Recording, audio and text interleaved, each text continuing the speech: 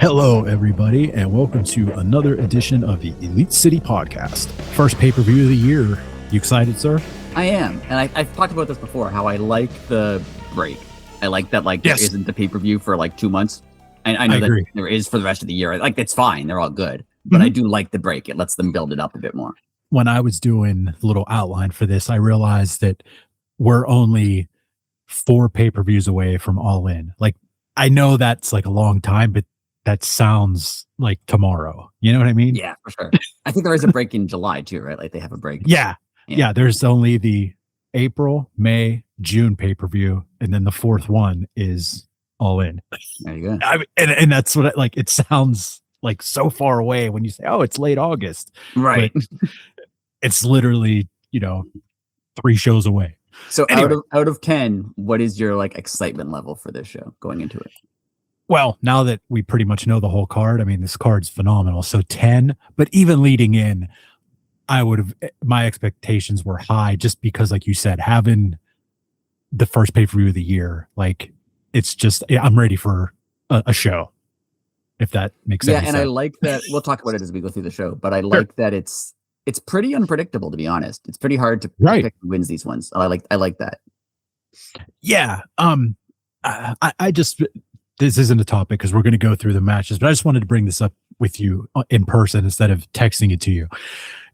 Do you think AEW kind of is rewriting the way wrestling storylines work? I mean, we talked about it a few months back, but everybody makes sense for the position that they're in. You have the Ricochet level people, and where they're doing, they all make sense where they're at. You have the Kyle Fletcher TNT title level of people, and so at any given moment, anybody from that level can challenge for the title and it not look like thrown together.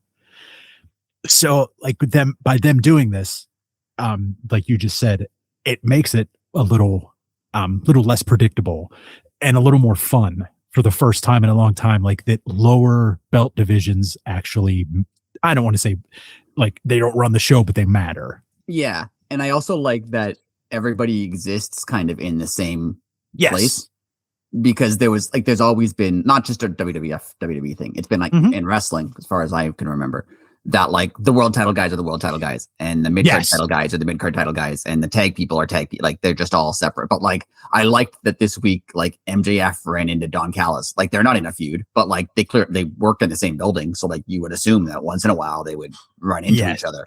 Or Kevin Knight, how Kevin Knight got a title match. He's not going to win the world title. He's not necessarily at that level yet, but why not? It makes sense for him to be there. You're right. It doesn't seem like it's out of nowhere. It's not when the 1-2-3 kid faced Bret Hart. That felt weird. Right. And and then you had the people within the Don Callis family saying, you're not going to work with him. Just the small little things, they got there, even though they're bad guys, it made MJF look even more of a scumbag because the heels didn't even. He's even worse than them. Yeah. Yeah. Anyway, I just wanted to hear your opinion on that. Yeah, I like it. Thank you. So I'm just going to straight up say it. I didn't put any of the pre-show on. So we're going to start with what I would think will be one of the opening matches, Tony versus Marina. This match came together very fast, but yeah, it's an interesting one. I like it. I do too. And it just goes to show how we were just talking, where people belong. Marina doesn't wrestle all the time, but I mean, she's ringside for every Death Riders match. She, because of her presence, is again not thrown in. You're not oh, Tony versus Marina Shafir, that's dumb. You know what I mean? You see Marina all the time, so it's oh yeah, she's worthy of that. I don't know. It doesn't feel like a step down for Tony, because Tony's been Tony was the world champion for a really long time. Yes. So the problem with once someone leaves the title picture is, how do you make their stuff still seem important when they're not in the title picture anymore? And this does feel important, yeah, because Marina is in a main event stable. She's there all the time. She's with top people all the time. It doesn't feel odd that they're doing this, right? Excuse me. And you have I mean, first off, everybody knows that she's a badass with like her MMA background, but 9 times out of 10, she's protecting Mox, and she puts herself between like Mox and another male wrestler. Like, she's a badass. Yeah. This will be fun to see because Toni Storm is like, she's a great wrestler. We all know that. And she's had like violent matches with like Mariah May and such, but she's also like a big over the top character. Yes. Whereas Marina's not really a character. Marina's job is like, she just fights. Like, that's her thing. That's all she does. Right. Like, she doesn't have she's not over the top. She doesn't have, flamboyant anything. She just like goes out and fights people. So it'll be fun to see how, I think Tony's going to have to be more violent and more like focused than she normally is. It's not like fun times. This is a tough match. Yeah, I agree. And that's how she's going to put Marina over. Like, it's not going to be like, oh, I'm going to make a mockery of this. Like, it's like maybe she'll try to like run around or skip around, and Marina puts her like in a leg hold or something. She's like, oh, geez. Okay, I got to watch. I feel like there'll be a joke about how she doesn't wear boots. Like Tony with her foot, and then it'll be funny, but then Marina will like kick her. Yeah. Like she'll step on her. Yeah. She'll step on Marina's toe and like, she'll hobble around, and then like you said, to kick her in the face or something. Yeah. I have Tony beating Marina, but I think Tony puts her over in the aspect of it's an actual like wrestling match as opposed to like a show. Right. Yeah, this is a tough one. I'm gonna say Marina because I think you're right. I think the point of this is to put her over, and she could put her over by beating her. You're right. She could put her over as like Toni Storm, multiple time women's champion, had to like go up a notch to beat Marina Shafir. Like I think that's what they'll do. But I'm gonna say Marina just because I think it's interesting. Yeah, no, the Death Riders have been kind of losing a lot recently, so why not? Also true.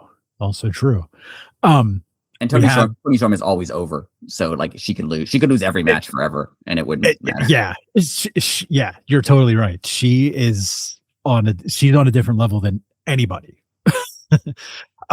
We have the Babes of Wrath versus Megan Bain, and I wrote down Cross. I forget her first name. I hate to say this. Lena Cross. Okay. And people are calling them Mega Cross, and I think that's the stupidest name ever, but I don't know. I have a theory. I heard another name for them, but I forget what it was. Anyway, continue. Okay. I have a theory on this one because Willow is wrestling on the pre-show.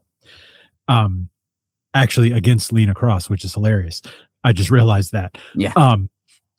I have a feeling that Lena beats excuse me, that Willow beats Lena, retains the TBS title, and then Babes of Wrath lose the tag titles to Cross and Bane. Sorry. Yeah, I think I agree with that because there's a reason they're doing the Willow match on the pre, like they're doing Willows in 2 matches. Yeah. Like that there's a reason for that. I think it might have been before Penelope Ford got hurt. Maybe they were going to do Lena Cross against Willow first, and then Penelope Ford, Megan Bain for the tag titles. So then Lena wouldn't also be wrestling twice, because it's weird that they're both wrestling twice. But I think you're right. I think Willow wins that match, and then she loses the tag match. And I was thinking on Dynamite, Willow, when she had her match with Persephone, that she was saying like, "Oh, I beat her, and then I beat whoever," and she beat someone else in Germany. I don't know who she was facing, but she was like, "I won that match in Germany, and I won a match tonight, and now I'm going to have 2 matches." Like, it's going to be like she's taking on too much. Right. She's like trying to fight everybody all at the same time. And yeah, I agree. I think Megan Bain and Lena Cross win the belts. And since you brought her up, I think by the end of 2026, Persephone is going to be huge. Yeah, she's really good. She's real good. We have the men's tag titles, FTR versus the Bucks. I have a theory on this one. Okay, FTR has gone out of their way repeatedly saying, "Oh, as soon as we're done with this one, we beat the Briscoes and FTR, the Briscoes and Bucks of this generation. We beat everybody. Nobody else matters." Okay, you're going to get Copeland and Christian. And yeah, I was thinking the same thing. But I don't know if they're going to help the Bucks or if they're going to come out afterwards. Yeah, because they've been talking a lot about how they're the best team of this generation. Yes. Yeah. I think that's true. I think FTR wins for that reason. I think FTR wins, and then Copeland and Christian come out and challenge them for next time. Okay. I agree with you. So we'll just keep it the same way. I want to see what's going on at the Bucks though, because they went back to their old gimmick, very like obviously back to their old gimmick. And yeah, I feel like that has to go somewhere. It's weird for them just to go back to it and like have it not mean anything. Yeah, but we also have the rumors of the Bullet Club thing that we may or may not be able to call the Bullet Club thing. Right. All I'm saying is it won't be full Bullet Club for me until Matt has his sideburns back.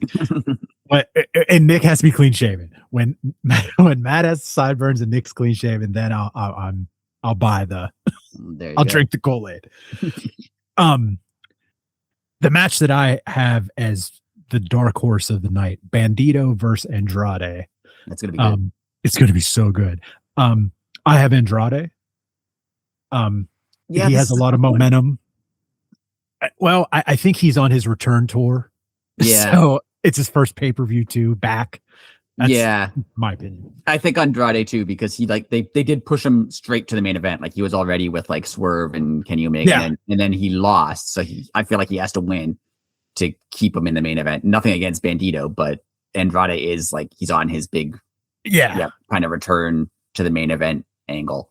So yeah, I think that makes sense. Andrade. The match that we'll call the ambulance match, Darby, Orange Cassidy, and Roddy Strong versus the Dogs. That's Clark Connors, David Finlay, and Gabe Kidd. Wow, I remembered off by heart. I thought I forgot Connors. That's why I went with him first. I was like, oh, I got it's 2 C's. Oh, there it is. This is going to be Darby. Orange Cassidy and Roddy will do like actual wrestling, and I think Gabe Kidd and Darby are going to just throw each other off of things and into things. Yeah. Yeah, I can see that match this turning into like a tag match because it's just Orange Cassidy and Roddy Strong wrestling, and then Gabe Kidd goes and throws Darby Allin off the side of the building or something. Yeah. So that you just know this is not for the faint of heart match. I'm going to go with the Dogs on this one. Yeah, I agree because they're new. I think they kind of need a push. They're getting a push. They also need a new name, but I get it. Definitely, but I don't like it. Yeah, definitely. Like if you want to keep Dogs, like I don't know what you could. It needs another word. It needs something. Definitely. Dogs of something or something else. If they don't want to use War Dogs, fine. But like, Dogs of whatever or something. Yeah, it sounds weird. Just the Dogs. Even the Dogs is better than Dogs. Right. Like, I don't know. There's multiple dogs, I guess. I don't know. More than one dog. Yeah. I could see this next match opening the entire show. Don Callis family versus Jet Set Mystico, which how this isn't on the pre-show. Like, I get it's a trios titles match, but the TBS titles on the pre-show. Right. I would switch it around. Yeah. Again, nothing against any of the 6 people in this match. They're way better athletes than I would have ever been. But I just like it's trios match. I don't care about it. Where did Mystico come from here? Did they ever explain that, or he's just in the match? Well, if you know the deep cut, what's with the mullet? Speedball and Mystico have wrestled each other like 800,000 times. So like in the realm of like kayfabe friends, they're like really close friends. So like he said when he told Kevin Knight that he was going to call in a friend, that's like I said, you have to be a super wrestling nerd. That was just like, where did Mystico come from all of a sudden? Like he's not feuding with these guys. Like it was odd. And also, which another random one, Speedball and Beast Mortos are really close friends too. Okay. Yeah. And it's horrible that I know these things. Small tangent. It's weird that they keep putting like tag belts and trio, like the tag belts for the women's tag belts and the trios. Why they keep putting them with people who have other titles? I think it's so they remember to put it on TV. And I'm not. Yeah, because they put the trios title here, but like Okada and Kyle Fletcher already have titles. Yeah. So like, and before that, Hangman had a title. Like they keep giving them people who already have another belt. Like it's odd. Again, I think it's so they just remember to put it on television, or so it's easier to get on TV, so you don't have to add a whole other segment. Yeah. That's why I said to you a few weeks ago, like the trios championships, like in general, should either be a tag team and a singles, or 3 singles wrestlers. So yes, you can have a trios match every now and again, but if me and you are a tag team, we're the trios champions. During our tag match, we'll have the belts out, but it's a normal segment. Right. You know what I mean? So like, I don't know, give the division that one role, like either 3 singles wrestlers or a tag team and a singles wrestler, instead of just inventing these new trios all the time. Right. I feel like the trios titles, I know that they're not important and they want to make them important by having them be around all the time. Yeah. But I would kind of like it better if they weren't. Like if maybe they only had a trios match every so often, like a trios titles match, like every month or so, like just one, because like I would rather see Okada and Kyle Fletcher defending their other belts, to be honest. Agreed. Like maybe make it like, again, I'm not trying to diminish the titles by any means, but make them like a pay-per-view title or something. Yeah. Where they're not defending them all the time. Yeah. And you don't have to get even, well, I mean, like you carry the belt around on Dynamite and Collision or whatever, but yeah, like that's strictly the pay-per-view belt. And it even has like all the pay-per-view names on it. Yeah. And I realized twice in the last week, I forgot that Okada was the international champion, because I was like a week ago, I was trying to think of who had all the belts. And then I forgot. I was like, who's international champion? I completely forgot that it was Okada. And then I remembered because I looked it up. And then today I saw a photo of Okada holding a trios title and the international title. And I was like, oh, wait, he has 2 belts? I completely forgot about it. Well, when I was making up the outline, I forgot the name of Mox's title. So until I looked it up, it just said Mox versus Takeshita for Mox's title. Like I totally forgot it was the like I know we didn't talk about the pre-show, but there's also that battle royal for the national. Like, oh yeah, I like Ricochet. I like all these people, but like we honestly don't need this many belts. Like it's too many. Yeah, I agree. It really is. I always think about someone who hasn't seen AEW and like they're watching this and everyone has a belt, and then there's ROH belts and there's CMLL belts. And like I get them carrying the belts from the other companies. Like Persephone had a CMLL title when she came out. Like I get it. I understand why that's important, because it shows that like they're good at another company and it promotes that other company. Like I understand all that. But I think you could probably go a whole show where every single person has a belt. Oh, 100%. I mean, 100%. I have Don Callis family retaining, by the way. Yeah, I think they will, because they just won them. Yeah.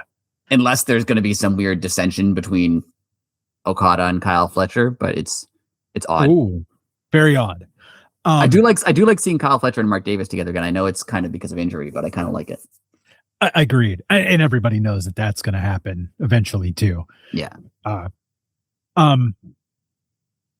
The show stealer of the night, in my opinion, this match has the chance to be it, is Swerve versus Brody. I think they're going to put on like the most technical brawl you're going to see, like, because obviously like the Texas death match is going to be like the craziness. Like right. Brody and Swerve, I think, are just going to go out, and before the match, they're going to say, okay, whatever happens out there stays out there, right? Yep. Okay. And they're just going to beat the heck out of each other for 30 minutes. I thought it was odd that they didn't put a stipulation on it, because they keep doing stuff with the chain, but I get why, because they already have the Texas death match. They don't want to have 2. So I get it. But yeah, I think you're right. It's going to be like a very late 90s WWF match, if that makes sense, where like they're not doing craziness. They're not falling off ladders or going through glass or whatever, but like it's going to be, they're just going to brawl each other for 25 minutes. Yeah. Like it's going to, they're going to go backstage afterwards and hug while Brody doesn't drink. But I was going to say, have a beer and get all them frustrations out on life when you're out there. I do like the idea of it just being like a fight as opposed to like a crazy hardcore, stunts brawl, because those are cool. They don't do that enough in AEW, where they just have like 2 guys who just like destroy each other without them also, going through a pane of glass and setting someone on fire. Right. So I like that idea. Well, maybe they use a chain or a chair like twice, but it's not crazy, but it is tough and violent. Now, I before we pick, I have a question. Since it's in California, that's where Brody is from. His band plays his entrance music. Is he going to be the first wrestler to come out to his own song that he's performing on his way to the ring? I think Jericho did that though, didn't he? Oh yeah, Jericho did it. Damn it. But yeah, that would be cool. I would like that. Okay, so then maybe, damn it, I forgot Jericho did that. It's still cool though. I'll give Jericho that. It was awesome when Jericho. It is cool. This is a tough one to pick. Same. I think Swerve because I don't know. I just think Swerve, but I could easily see it being Brody King, and maybe that would make more sense. I picked Brody, and you almost threw me the curveball and swerved me into Swerve, but I'm going to stick to my guns.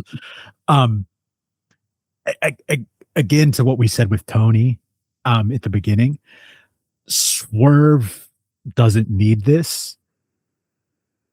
Brody doesn't either, but it adds to Brody. I don't think Swerve gains anything by beating Brody, if that makes any sense. I think Brody has more to gain, and Swerve really doesn't. It doesn't matter. He's like Tony Storm. You're right. He's over no matter what. Now, and he doesn't need this. Brody needs it more. Right. Unless they plan on doing like a full-blown feud between these two. Like if this is just a one-off we're going to put air quotes here, who is the most dangerous man in AEW. If it's just a one-off, I think it's Brody. But if they're going to make this like a 3-match series or something, it would be interesting to see. But oh man, I just thought of something really cool. How you just said, like, they're not going to go total violent because the Texas death. Say they do what we said, just a straight up brawl, and like Brody wins, and Swerve is like, yeah, but that really wasn't how danger exists. And then like the second match is like a dog collar or a steel cage or something. Yeah, that would make sense. Oh, that would, okay. Anyways, okay, you picked Swerve. I picked Swerve. Yeah. Okay. I don't know why. I just feel like Swerve. Okay. But I would like it to be Brody. Again, all makes sense. Tekla versus Stat. First off, when did they announce this one? I missed this announcement. This is weird. This feud is. I like both of them. They're both great wrestlers. And I really like Tekla. Like Tekla's awesome. Same. But it's weird that they had Stat beat her in a match, and then for some reason challenge her to another match. Yeah. And then Tekla won, and then they're like, you know what? Let's do another one. Like it is the way that this has been put together has been odd. Agreed. And going back to what you were saying with Tekla, I think, in my opinion, I think Tekla, excuse me, I almost called her Telda. Tekla is the most like all around like wrestler. Like she's good on the mic. She can brawl. She can straight up wrestle. She can like, as far as the women go on the women's roster, I think she's the most well-rounded, and she can work with anybody. Yeah, I think that's true. I didn't know she was so good, like character-wise. I knew she was a good wrestler, but I didn't like. She cuts great promos. She just looks cool. Like she's really good. From what I've read about her, she's in a band, and she's also the lead singer. Which I mean, she obviously has stage presence, but like she might have learned a lot of her character work through that. Right. Like, you know, I mean, first off, having the gusto to get up in front of that many people and scream your head off every week is nuts to begin with. So if you have a little bit of a background in it, it helps. I mean, same thing with Brody, you know. Yeah, like it makes Brody, sense. She's good at like being in front of a crowd and performing. Yeah. And like knows how to work a crowd too. Right. You know, like she knows like, oh, if I say this, they'll boo or they'll cheer or like, anyways. She also speaks German, English, French, Spanish, and Japanese, apparently. I was going to say she's insanely intelligent. Yeah. Where's she from again? Austria. I think she's from Austria. Yeah. Yeah. Yeah. Anyway, I picked Tekla. Same. And she's dating or married to Clark Connors. Right. That's true. I forgot about that. This is going to be an interesting match because I wonder what they're going to do with it. It's 2 out of 3 falls. Oh, yeah. I forgot to write stipulation down. I'm sorry. I wanted to talk about that. I could see because Tekla's a heel and she's smart. I always like when it's 2 out of 3 falls and the heel's like, I can give up the first fall if I can like hurt you. Right. So I can see her like getting herself disqualified, like doing something to get herself disqualified, but also like taking out Stat's knee or something in the process. And then she's down 1 fall, but now she's injured. And then quickly gets the second fall and then it's tied up. And now it's 1-1 and Stat's injured.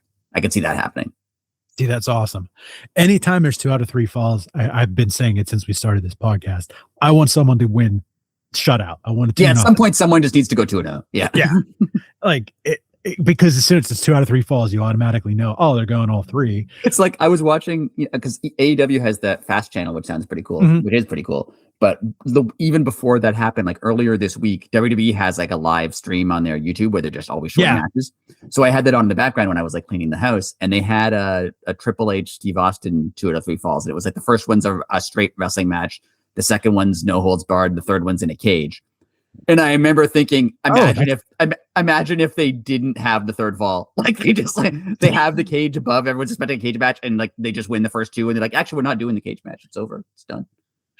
See, that would be the perfect swerve because you go in and be like, oh, they even put the cage up there. Oh, that's going all 3. You know what I mean? Right. Oh, that would be awesome. That would be fun. And I forgot that they did that. That was a really cool stipulation for 2 out of 3 falls. Shockingly, Triple H won. I'm shocked. I know. I didn't think he'd go over either, but apparently once in a while he puts himself over. I know. Oh, wow. We have Mox versus Takeshita for the Continental title after I looked it up in a no time limit match, which I'm going to die on this hill. To me, this is the like the flex match of the evening. If they're running late on time, it's going to go short. If they have a lot of time, they're going to let them go long. That makes sense. And that's the only reason that there's a no time limit on it, because they can do whatever they want. Yeah. And it works because if Mox, say Takeshita wins and I don't know, 20 minutes, like, you know, Mox has basically admitted that like he's not scared of Takeshita, but he knows Takeshita's dangerous. Like, holy hell, he beat Mox in under 20 minutes. Right. Or if it goes the other way and Mox Mox doesn't need to win this. But if it goes the other way, it's like, oh my God, Takeshita lasted an hour with Mox. Like either way he comes out. Now that being said, I would love to see Mox and Takeshita go an hour, but I don't think it's going to. No, unless this pay-per-view is going to be like 17 hours long. I mean, it's possible. It's an 8-hour That's also true. It could be. They could just go, oh, this pay-per-view is going to be over at 3 a.m. Sorry, guys. Yeah. If you're in attendance, we apologize. I'm going to go Takeshita, and it's going to start Takeshita's babyface run where like he's going to earn Mox's respect, and you know, like Mox will like shake his hand at the end, and then we'll say Callis comes out to like celebrate because he has another belt, and then like Mox gives Takeshita the look, and then he either clotheslines Callis or whoever Callis comes out with. That makes sense. I agree. I think Takeshita wins. I really liked on Dynamite this week where like the Don Callis family came out to attack Mox, and Takeshita was like, "No, I don't like him. I don't want him. I don't want to win it this way." I thought that was really cool. I also found someone posted this on Reddit. I forget who it was, but Mox they're both kind of faces in this feud. Our cheers for both of them, but their groups are both kind of heels. Also true, yes. Like the Death Riders, like if it's Claudio and Yuta, or like Rina Shafir and Danny Garcia, like they get booed, right? And if anyone else in the Don Callis family comes out, they get booed. That is very true. But if it's Takeshita or Mox, they get right. I just think it's a really cool storyline of like they don't like each other, they have friends, but like their friends don't have to be good just because they're good, and they don't have to be bad just because their friends are bad. Like I think that's really cool. I like that. It is. And way off topic, but when you said it, I have to bring it up. How freaking scary does Claudio look when he puts that hood on? Oh, yeah. I mean, it's like a monster. The first couple times I was just like, who's the guy in the luchador mask? I'm like, it's Claudio. Okay. Yeah. Yeah, he looks really cool. And our main event, Texas Death, Hangman versus MJF. I will admit that I have not watched the press conference yet because I had a feeling it was going to be dumb. If it's really good, I'll watch it. Or if you thought it was fine. Like I get what they were going for. I understand why they did it. I thought it was weird that Danielson was the mediator because why? But I also get that like Excalibur wasn't there this week, so maybe it was supposed to be Tony Schiavone or something. I get it. It was fine. Like I understand what they were going, but it was just weird to have because they played it like an actual press conference, like they had actual media people asking them questions, which is fine, but it was weird. Yeah. It wasn't bad. I'm not going to say it was bad, but it was odd. Well, I will say you brought something up that I wanted to talk about and I forgot. Whenever they were talking about the press conference at the end of the show and Schiavone was like, and it'll be hosted by Bryan Danielson. And Danielson went, oh boy. It's like, wow, he does not sound excited to do this. The funny Danielson's kind of like Jim Ross in that sense, where like if he doesn't like something, he can't fake it. He just yes. If he's like not interested, he just like, okay, sure. Like it's funny. I like it. Yeah. Danielson is like, we talked about this before. Like he's probably one of the few good guys in the business. But the fact that he has like a level head too and understands like the craziness of the profession that he chose, like him being self-aware makes him even better. My favorite is I was at the pay-per-view that was all out when it was here, so I didn't see it on the script on the show on the TV. I saw it live. So you don't hear the commentary then, but then I watched clips of it later, and they had that ladder match. I forget who was even in it. It was like the Bucks and a bunch of people were in a ladder match. And even as I was watching, there was a bunch of times when like they could have climbed the ladder and won the match, but instead they did like 6 flips and did something. And I watched clips from it later, and by the end of the match, Danielson was going, "Why don't they just climb the ladder? Why are they not climbing the ladder?" I know, it's so good. But I mean, like, okay, we understand the suspension of disbelief in pro wrestling. We get that. But every once in a while, if the commentator is grounded in it, like it brings the crowd back to it, or like the audience back, and it makes more sense. Like, like how many times did Jim Ross say, "Oh my God, he's been broken in half"? Okay, we know he really wasn't, but it made that move 10,000 times more powerful, even though it was just a power bomb. Like we've seen 18 others on Jim Ross. There was a clip I saw on the internet from like 25 years ago of when Kane turned on Mick Foley, and they're in a dumpster match, and like the New Age Outlaws or something threw him in a dumpster, and then Kane has a sledgehammer and he's like jams it down, and like you don't see it because it's he's obviously not pounding him with a sledgehammer. So Kane drops a sledgehammer into the dumpster and you don't see anything, but JR sold it like it was the worst thing he's ever seen in his whole life. He's like, "Oh my God, how could he possibly do it?" Like, yeah, that made you it looked stupid on its own without the commentary, but like Jim Ross freaks out about it and you're like, "Oh yeah, that was pretty cool." Yeah, I mean, so yeah, if the commentators become grounded, again, the self-awareness, if they're like, "Man, this is so stupid, he's obviously in a costume," like you're like, "Oh, okay, I get it now, this is good." Anyways, so yeah, the press conference, it was fine. Like I don't think they should have done it at the end of the show. I get that it's the main event angle, so they wanted to have it at the end of the show, but they probably should have done the Bucks FTR match at the end of the show and did this before it. Again, that's the other reason I shut it off. I was like, okay, that match was awesome, and now I get to watch it. Like, you have me all hyped up, and I get to watch a 10-15 minute press conference. I don't care about that. Yeah, it wasn't great, and it was definitely in the wrong spot. I would have put it somewhere else on the show. Even if it was before, like you said, just flip flop the segments. Have the press conference and then have the wrestling match. Yeah, have the press conference and then like, "Oh, don't turn off. There's still another match coming up." That would be better. I mean, we could still talk about it. I have Hangman winning, but that's just me. Yeah, this is a tough one. I could easily see this going either way because they added that stipulation of Hangman can't challenge for the belt again if he loses. Right. So I could see that going either way. You didn't watch the press conference, but what made me think, I'm going to say MJF. And there's something that made me think MJF.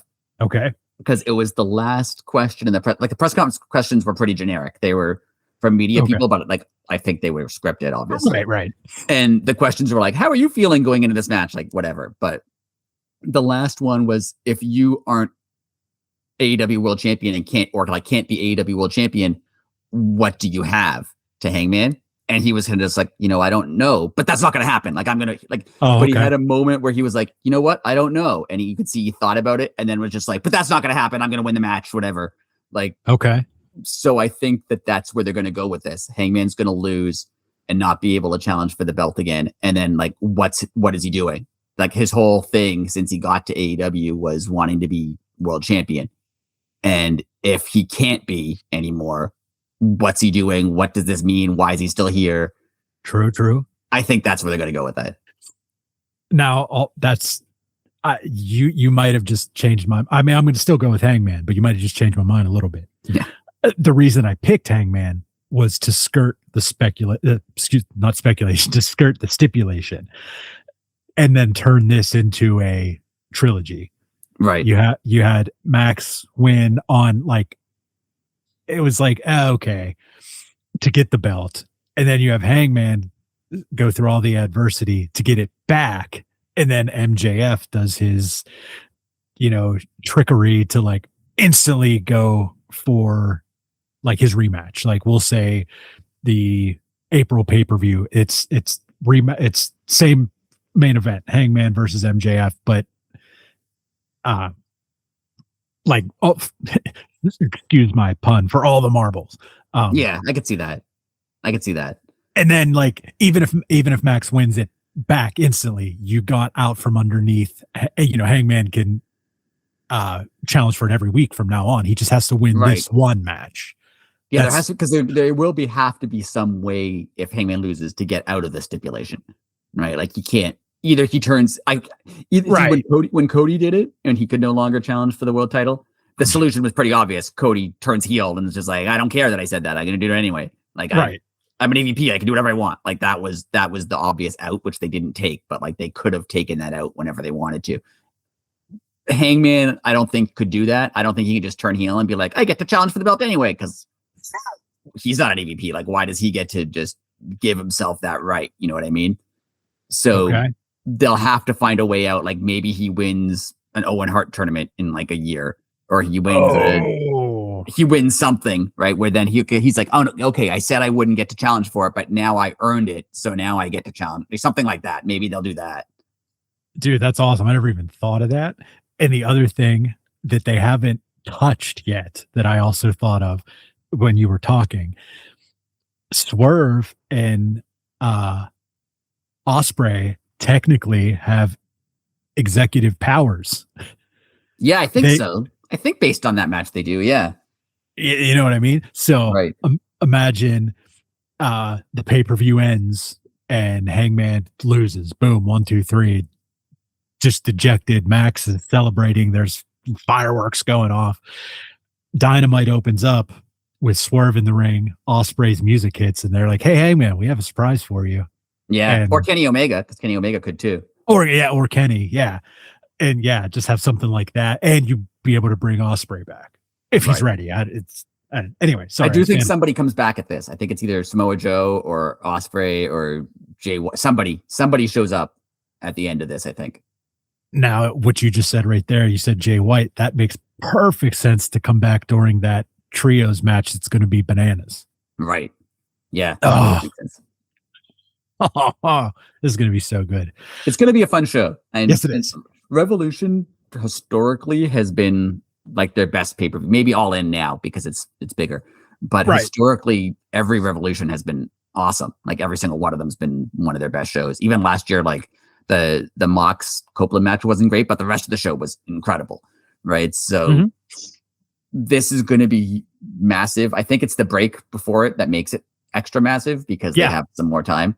And I really want to know what happens in that MJF, because it could go either way, because it could be like a huge mistake if Hangman loses and then can't ever challenge for the belt again, because the audience loves Hangman, right? Like, one of the things, not to dwell on this topic because we talked about it a million times, but like, one of the problems when they had that, all the stuff with CM Punk when he was there, even before the backstage rumors and the, infighting and the press conference, whatever, even before all that, like, there was a section of the fan base who was annoyed that Hangman was the world champion. Why was someone else, CM Punk, getting all the attention?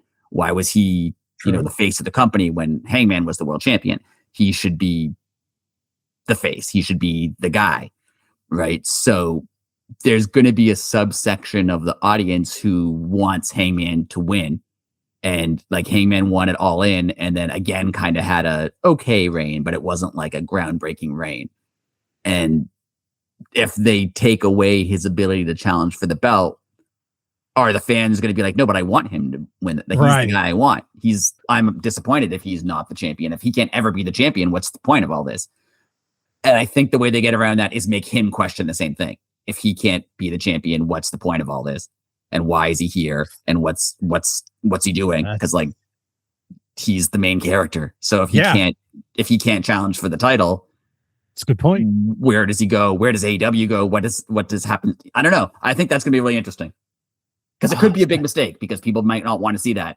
True. People might want Hangman to be champion, and maybe the show kind of sucks without him possibly being champion, right? He's been in the running for the title for like 5 years since he had that team with Kenny Omega, right? He's always been kind of around the belt. So if he's not around the belt, is that good? I don't know. Maybe it sucks. I have no idea. And obviously we'll find out. But I'm super stoked for this pay-per-view. I cannot wait. It's gonna be good. And Hangman, another thing Hangman said in the press conference is that again, not a good press conference, but Hangman he's a good actor. Like he conveys emotion really well. So one of the things he said was that this is going to be more violent than anything you've ever seen. Okay. And he's already like, put a syringe in Swerve's face. Right. So what does that mean? Also true. Oh man. That could be the other thing. Like maybe he goes over the edge again. Not to drag this out, but maybe he goes too far. Like he, does something horrible and wins the match, but like now he's like, oh, but I maimed someone. Like, is this worth it? That could be where they go with this too. Oh, that's like he wins and then doesn't want it. Right. Because he regrets what he did to Swerve, right? Like he said, like he shouldn't have gone that far. That was too far. Right. Maybe he goes further. Maybe he does something else. I don't know what could be further, but he goes further. And then he's like, okay, I have it, but like, look what I had to do to get here. Good call. I don't know. Either way, it's going to be fun. Agreed. Well, on that note, everybody, and we are at Elite City Pod on all social media. We're on YouTube. Make sure to give us a thumbs up and give us a follow too. It really helps out. To the new followers, thank you. We hope you're enjoying what you're hearing every week. And thank you for everything. That's pretty much it. Are we going to do the review next week, or are we just going to do a normal show? I think it'll be a review next week, depending on what happens. But yeah, also, because we're going to do it later in the week, so it'll probably be after Dynamite, possibly. Yeah. Well, but we'll do something. It'll be fun. Yeah, definitely after Dynamite for sure. And then it'll either be a review, or if a bunch of stuff happened on Dynamite, at least give the pay-per-view a grade, then go about the new storylines. Okay, so thank you again, everybody, and until next week, enjoy Revolution, and we'll see you next week. Later.